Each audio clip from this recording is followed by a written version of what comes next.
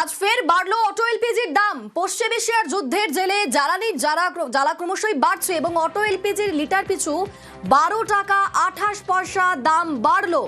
70.68 টাকা থেকে দাম বেড়ে হয়েছে 82 টাকা 96 পয়সা। আমাদের সঙ্গে সরাসরি রয়েছেন প্রতিনিধি বিশ্বজিৎ। মার্চ মাসে 3 বার দাম বেড়েছিল আর এপ্রিলের শুরুতেই আবারও ধাক্কা। অটোর দাম তো অটো এলপিজির দাম বাড়লো, অটোর ভাড়াও কি তাহলে বাড়বে? একদমই অটো পরিবহনে কার্যত সংকট বলা যায়।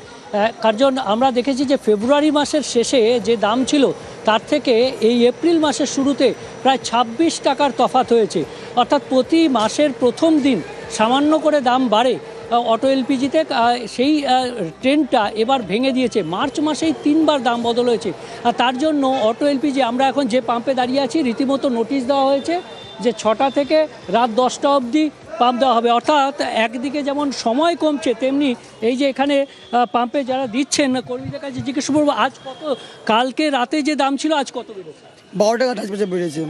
কালকে ছিল 70 টাকা 68 পয়সা, এখন হচ্ছে 92 টাকা 96 পয়সা। গণেশ কুমার সাউ। এর আগেও তো দাম বেড়েছে। হ্যাঁ, এর আগে ছিল 8 টাকা বেড়েছিল, তারপরে 5 টাকা প্রথম হলো, তারপরে 8 টাকা, এখন হয়েছে 12 টাকা 38 পয়সা। মোটামুটি 25 টাকা 26 টাকা মোটামুটি বেড়েছে মোটামুটি। 26 টাকা দাম বেড়ে গেছে। যারা অটো চালাচ্ছেন আমরা কথা বলে নেব যে এই যে প্রতিদিনই রাতের বেলা একটা আশঙ্কায় যাচ্ছেন যে কালকে আবার দাম বেড়ে যাবে না তো? হ্যাঁ, বাড়তেই পারে তো, বাড়াচ্ছেই তো বারবার বেড়ে যাচ্ছে। আমরা কতটা সংকটে রয়েছেন যারা অটো একেবারেই বিশ্বজিৎ, অটোর জ্বালানির দাম বাড়লো এবং তাতে অটো ভাড়া বাড়তে পারে এমনটা আশঙ্কা করা হচ্ছে।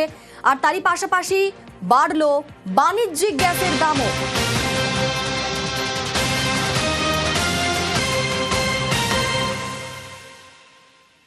বাণিজ্যিক গ্যাসের দাম বাড়লো, বাণিজ্যিক সিলিন্ডারের দাম বাড়লো 218 টাকা। 1990 থেকে দাম বেড়ে হলো 2208 টাকা। আজ থেকে লাগু নতুন দাম।